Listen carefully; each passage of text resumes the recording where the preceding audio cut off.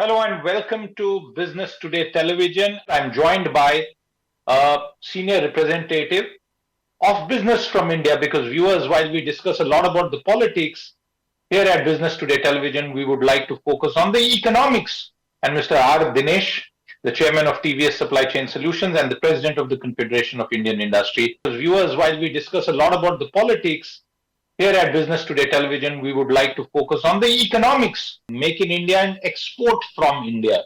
That's been one of the key themes that has driven a lot of government policy, and we've seen several performance linked incentive schemes. Mr. Dinesh, as you take a look at the larger picture, did you feel that the Prime Minister has not just only provided a sort of summation of all that has been done in the past, but also hints towards the future? In fact, making a clear statement that he'll be back again next year to speak from the same venue. What did you sense in terms of the future direction that he spoke about on a broader economic direction?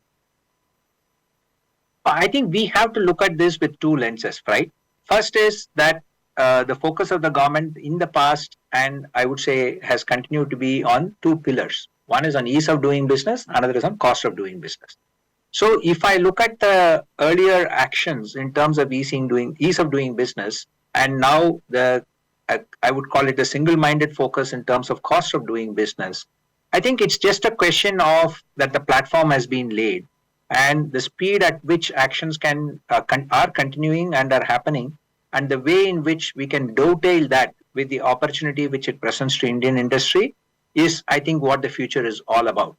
So if I look at that from two different lenses, one is the fact that there has been this significant focus on making sure that enough money is kept for infrastructure.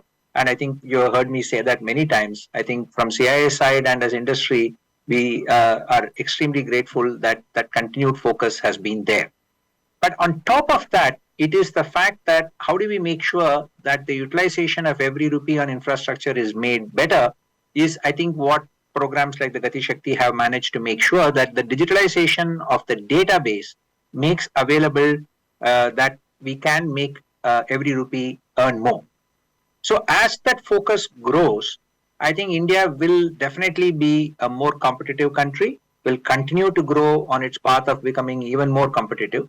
And I would call it, on top of that, if you lay the domestic demand and the focus on the equitable development of India, helping domestic demand or propel domestic demand, I think not only will we continue as the largest, as the fastest growing large economy in the world, but equally importantly, we will have this opportunity to step on the accelerator to move faster into higher rates of growth. All of us know that we are going to be that we have had significant geopolitical and other shocks which have taken place, not just here, but in I would call it different facets of our business. But having said that, as we face them in the future, I think that's what I look forward to as the next steps. It is not, I would call it something dramatically different which has to be done. It's making sure that the speed of that and the pace of the growth is continued. Absolutely. And Mr. Dinesh, since you touched upon that, and the Prime Minister also spoke about India in 2047, just to remind our viewers that multiple projections, viewers, and there are always difference in estimates that various economic measurement agencies give, but it's clear by 2030, a majority consensus suggests that India will surpass Germany and Japan to become the third largest economy. SBI, State Bank of India, its economic research department, in fact, says that this could happen earlier by 2027. And we are currently fifth, and we know the growth rates. In terms of agenda setting, what do you think needs to be done at this stage? And we are heading into political season, election season, by the government to ensure that one, price pressures that are building up in the economy are controlled, because that is going to impact consumption demand further, and also to ensure that the infrastructure rollout does not suffer from any sort of defocus due to politics. I think first, I think this government has actually proven even in 2019 that elections do not matter from what needs to be done from an economic aspect of it. And I believe that this will definitely continue to be the focus going forward as well. And if you look at maybe the infrastructure spend as an example, this has been the largest outlay ever. And in fact, coincidentally, the number was exactly what, in fact, our ask was from CII side. So I don't think there is ever an issue in our minds that the elections or any other political actions are going to change the focus from the country in terms of making sure we deliver or we continue to focus on the infrastructure spend and I would call it the levers which are necessary for the growth to happen. So that's A. Second, like I mentioned, I think the opportunity is there before us.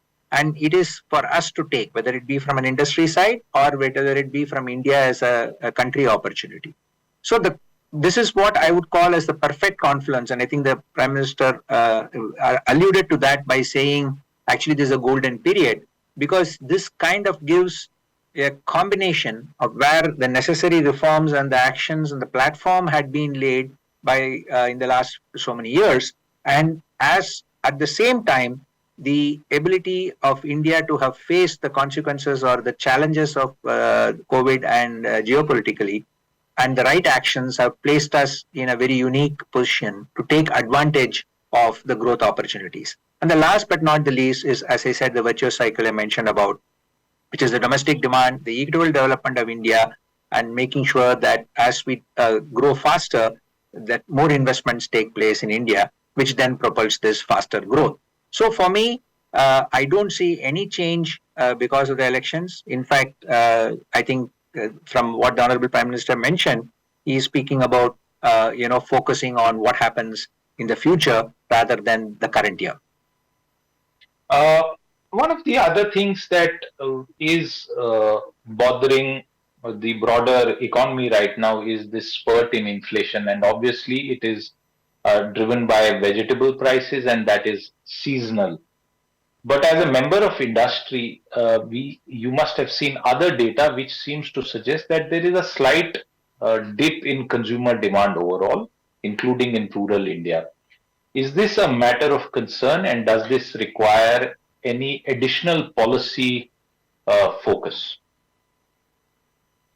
I mean, as you rightly pointed out, I think the inflation which has happened in India is, I would call it, a reflection of what has happened globally. But I would say India has managed this inflation far better than any of or many of the other developed markets. And I would say kudos to RBI and the way in which this government has handled this. I mean, has helped Indian industry and helped the Indian economy maintain its rate of growth. Not just in terms of the speed with which actions have been taken, but also managing to make sure that growth and inflation are the two kind of perfect balance has been there between these two.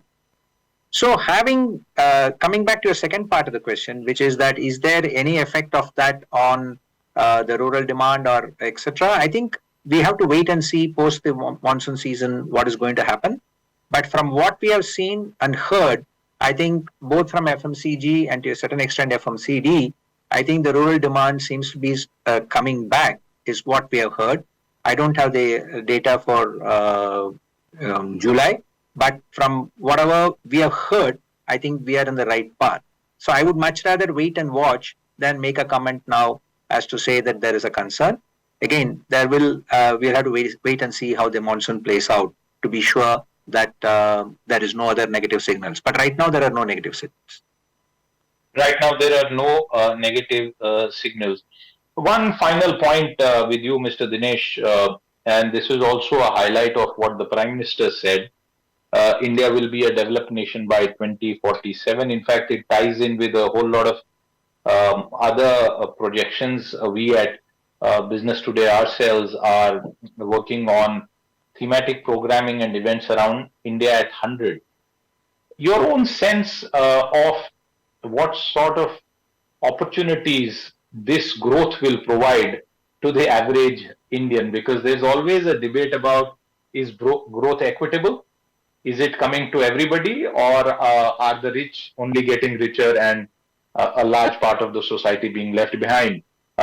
with India and such projections by 2047, what will it mean for the average Indian? So, I think the way I would look at it is, I think the Honorable Prime Minister's address itself was very clear. I think it is a continuous focus on equitable growth. And I think that focus is something which I think whether it's the industry or anybody who is involved in India will want, and that's what is going to be long lasting. So therefore, I would not want to actually, I don't have the exact data with me to say what 40 trillion economy or whatever will be the economy being divided into the per capita growth. But having said that, when we are a developed country, obviously all the benchmarks of being a developed country would also be met. And I strongly believe that we will, I would call it the aspirations of the whole of India will be met and will have to be met by 2047. And that's what I think from an industry perspective, CIS perspective, and equally from every individual's perspective is what we will aim for.